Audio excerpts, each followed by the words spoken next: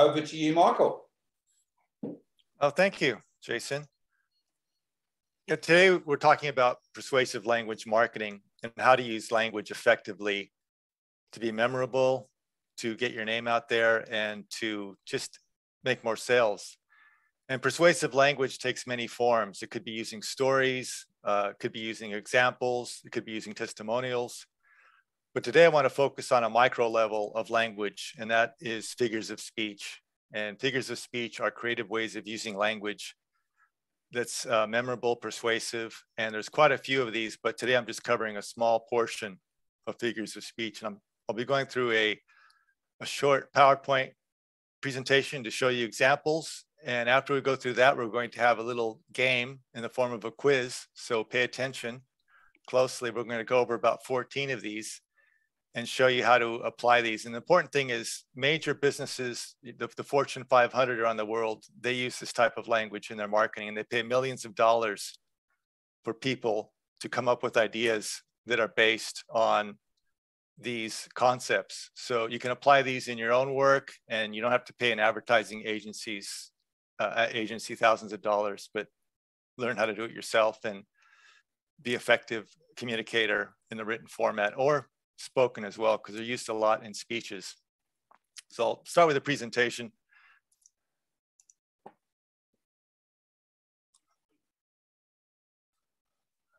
Share my screen.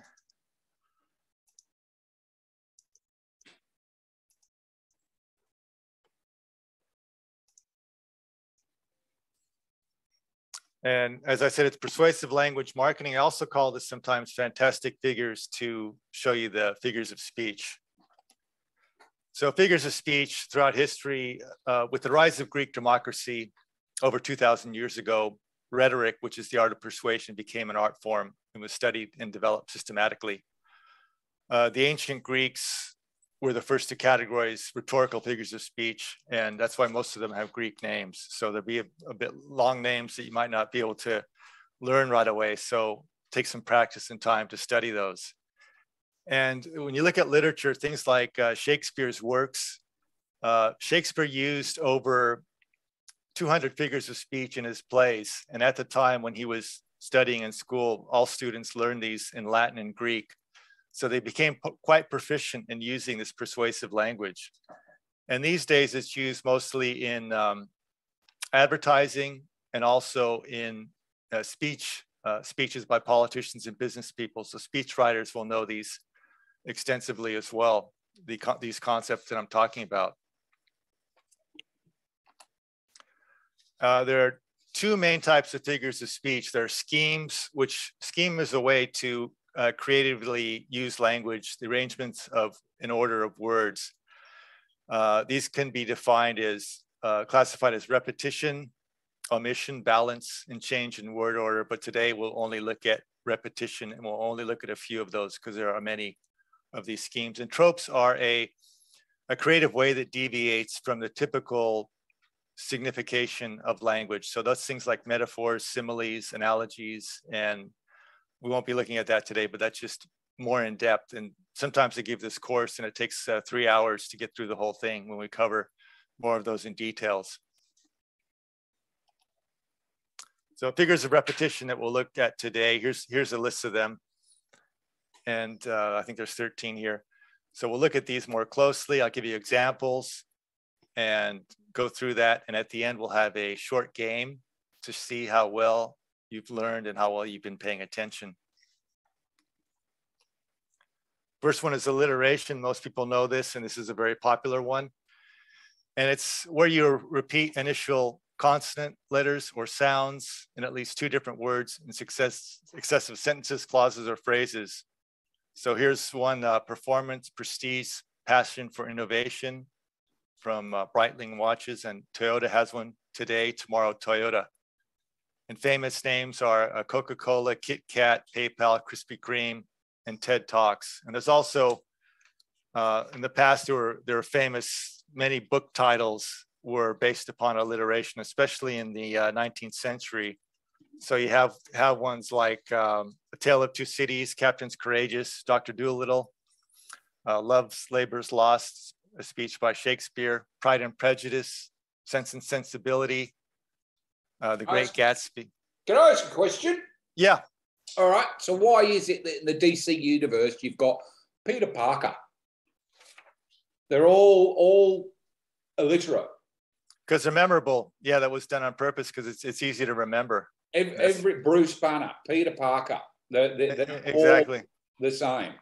The people that's what sticks in people's minds. Exactly, yeah, and that's why these names have been. A lot of these names are chosen this way. Companies, you know, the major companies, they spend a lot of money coming up with these names. Yeah, like Mickey these Mouse ideas. and Donald Duck. Exactly, you can go on. You can find them everywhere, basically. Yeah.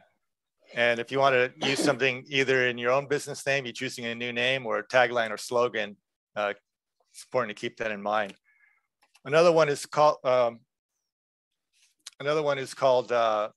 Anti-Metabolism, which means this is when you repeat the last word of one phrase, clause, or sentence at the beginning of the following phrase, clause, or sentence. So I'll read the ones on the right. Kleenex Ultra. And you have ultra softness in there. Ultra softness is all you feel. And a shave this close used to take guts. Today it takes gel. Gel makes a difference. So you have the word ending at one sentence and starting at the beginning of another sentence. And that's Anti-Metabolism, where you repeat those after in a new sentence, the same word. Those are two examples from advertising. Next one is an AFRA, and this is probably the most famous one in recent times in his speech. Was Winston Churchill when he gave his speech in 1940 at the during the Battle of Britain, when Britain was being attacked and France was falling to the German forces. And I won't read it out, but you can see "we shall." He repeated "we shall" many times in that speech, in that one section. That was at the end of the speech for a powerful ending. And that just shows you the power of that words. And a lot of people remember that. And Churchill was one who would study that in his youth, especially schooling in Britain at that time. The young people would study these rhetorical devices. So he knew these backwards and forwards, and he spent a lot of time writing his speeches, but he knew how to use it deliberately and effectively to be highly memorable and persuasive. And in the world of advertising, an AFRA, open a Coke, open happiness. We use the open twice. Real ingredients, real taste, nor. And one from Apple, your music, your podcasts, your way. Repeating those phrases, the your. So an AFRA, and it means I repeat in Greek, and in Greek, excuse me.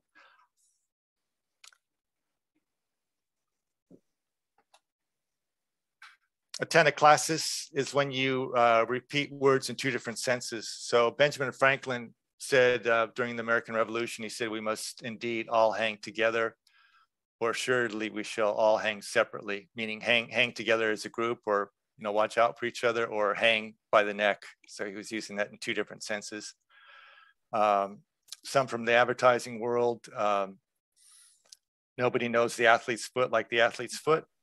The long cigarette that's long on flavor, and cats like Felix, that's a double one. So like means, like Felix, such as Felix, like the cat food Felix. So you're using those words in two different senses, and that's antenaclasis, is a persuasive form of repetition.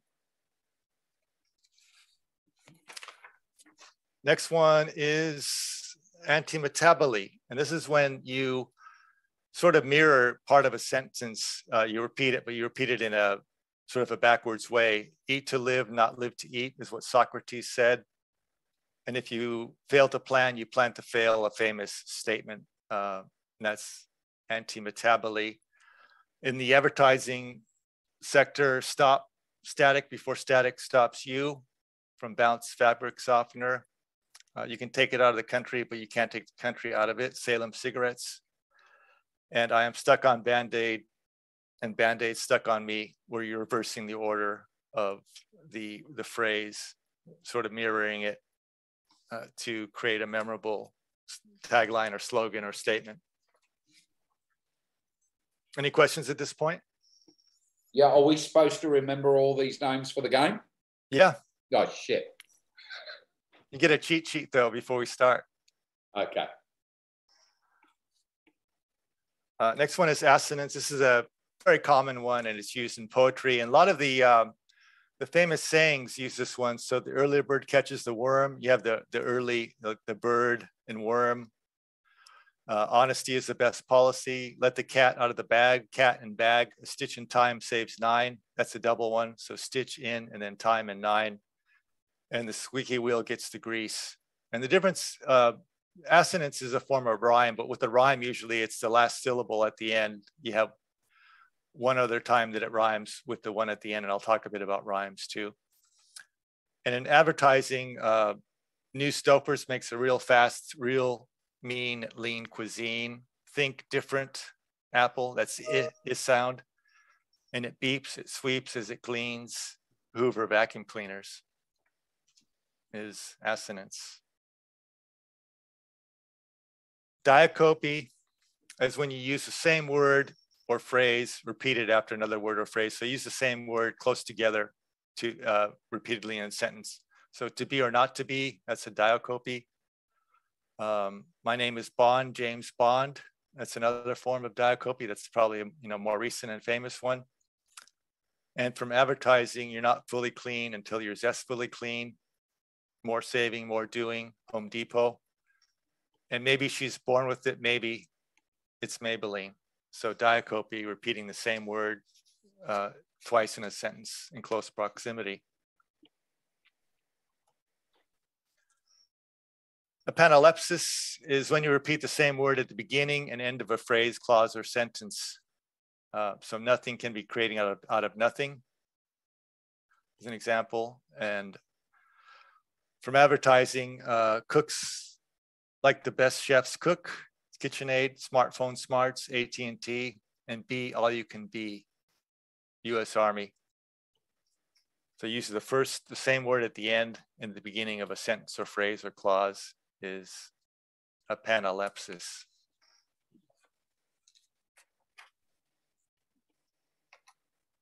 Another form of repetition is epistrophe, and this is sort of like an aphra, but instead of using the same word at the beginning of the sentence or clause, use it at the end. So from the King James Bible, when I was a child, I spake as a child, I understood as a child, I thought as a child. And from advertising, choose to be your most beautiful, salon beautiful. And from Hertz, unlimited mileage included, collision protection included, first tank of gas included. A lot of these are older historical advertising slogans. It's just easier to find those, and I found I had to search online, but there's many more modern ones just aren't as easy to find and readily available.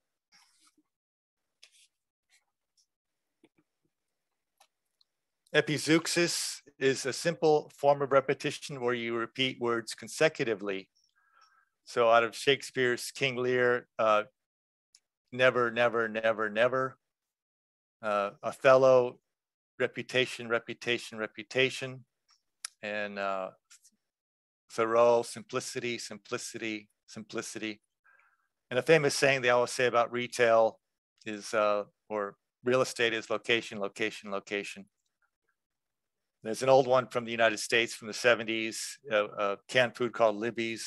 When it says Libby's, Libby's, Libby's on the label, label, label, you will like it, like it, like it on the table, table, table. That was a catchy jingle that was around at that time. There's a lot of songs as well, like ABBA, Money, Money, Money. That's a form of epizeuxis.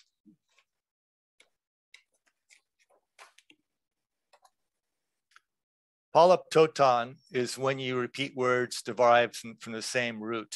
So one from the Bible is, I've been a stranger in a strange land. So stranger and strange have the same root as a word.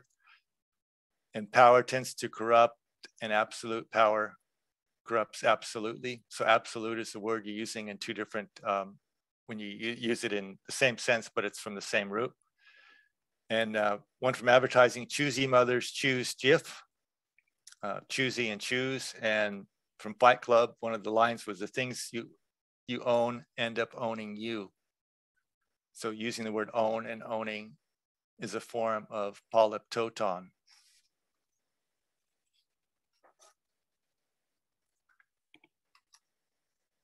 Polysyndeton is when you include extra conjunctions. So things like and or.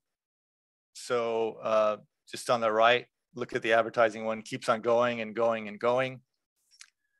And Panasonic also gets you red with blue or brown or green. So using extra ors or ands when they're not needed. Usually we just use it at the end. You just use one and or. And on the one on the left, it's a quote from Ralph Waldo Emerson. I won't read it, but he kept on using the word and to highlight. It's also a way just to slow down. It slows down if you're giving a speech. People use it. It was an older technique used in a lot of speeches as well, to give the audience more time to think. Quick question. Yeah. Is that the sort of technique you could use in a sales presentation on your value proposition? So you're going to get this, and you're going to get this, and you're going to get this. That's exactly it. Yep. Yeah. That's a good point. That's an excellent point. I think that that's used in sales presentations, and you're going to get steak knives. I was going to say that's exactly what they do on television shopping, isn't it? Yeah, and it emphasizes each point, because if you just use one and at the end, you sort of slow down and you emphasize each point more. So it's a way to emphasize each thing you're getting or each item. Like the ever-ready batteries keeps going and going and going. If you just said going, going, and going, when you add the extra and in, it just gives it a bit more force and memorability as well. Yeah, so it sort of breaks the pattern that you're really used to.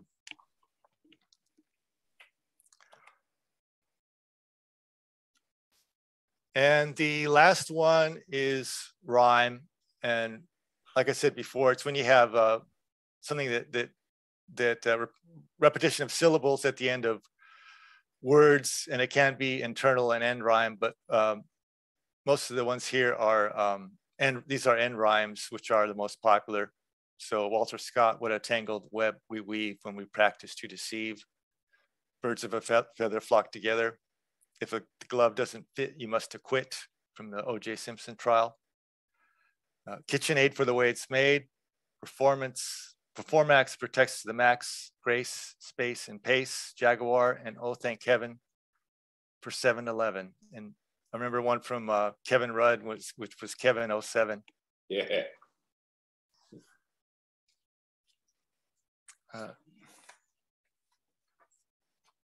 And the importance of figures of speech. I just like to use this quote because it highlights, this is from a famous author that wrote several books on Shakespeare, but she said, in reading Shakespeare's work chronologically, one notices that his language grows in ease, range, and mastery in its capacity to be vivid, sudden, condensed. These qualities of Shakespeare's later style result in no small measure to his consummate skill in using the schemes of grammatical construction. So a lot of the famous phrases and the way we use language today actually was highly influenced by Shakespeare, and a lot of it was these figures of speech. And as he became a better writer and the plays got better, because some of the early plays really aren't that good, but as he became a better writer, he used a lot more of these grammatical constructions, these figures of speech, which made it more effective and more memorable and more impactful as a way of expressing or using language in plays. Any questions before we move on to the game? I do. Yeah. So, what do you call it then when the name of something correlates directly to what it does? Well, so as an example, be connected. Be connected? Yeah, it's about networking. You can be connected. I'll have to look that one up because there's 200 of these. All right, okay. But yeah. So there will be a name for it. Most likely, yeah. Yeah, there's so many. I mean, I probably, like in the course that I give, the full course, I might give 40 of the most common ones, wow. But you can go on forever. Like just personification, where there's the besides the schemes, there's the tropes, and we didn't even get into that. And but what I will do now is I will put up the cheat sheet into the chat.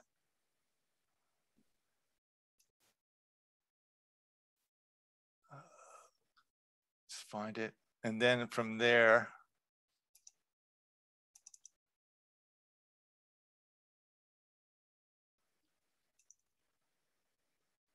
you can open that, you can print it out, and then we'll go to the game. And how we go to the game is we...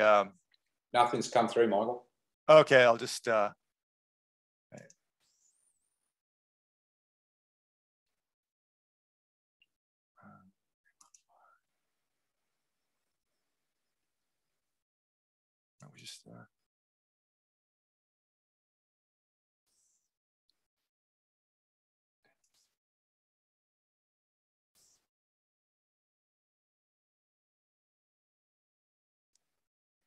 just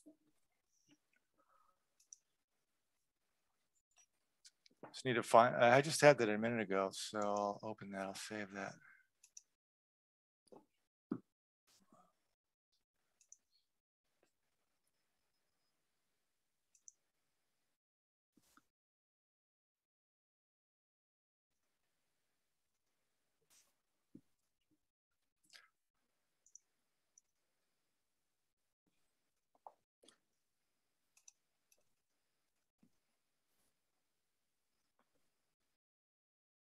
Oh, there we go. Got it. Nope. Okay, I got it. I have to shut it down. Just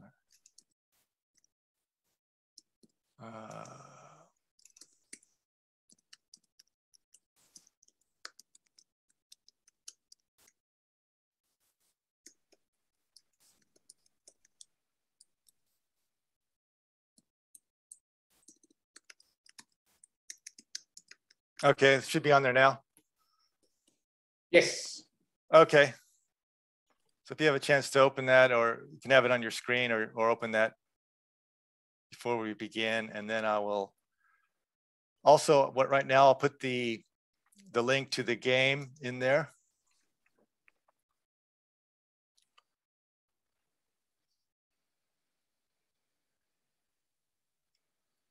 So just a heads up, Michael, next time, maybe save the cheat sheet as a PDF.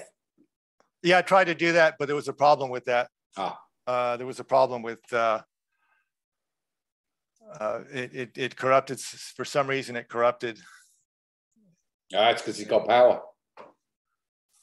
What's that? It's because he's got power. See what I did there? See what?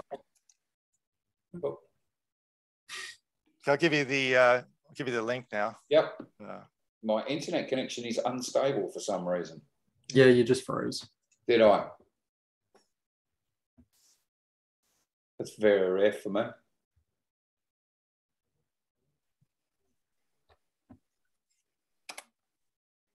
Okay. There's the link. Okay, so let's open that in a browser. Copy. Browser.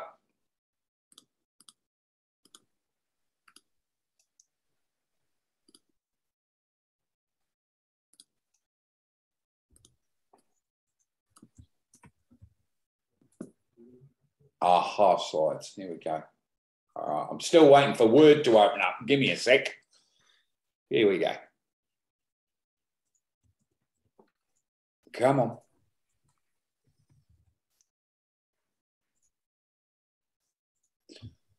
Okay, Alan's in, Gray's in. Oh, here we go. I'm in now. Del, Tash. I changed my avatar. I don't want to be a female fireman.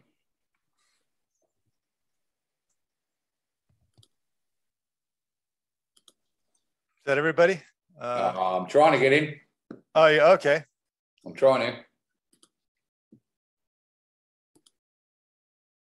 What's going on?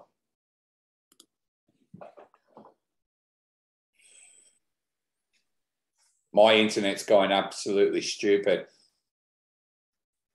What I'm going to do... I'm dead set losing it. What I'm going to do, Michael, I've got a funny feeling I might kick out. Okay. What I'm going to do, I'm going to stop.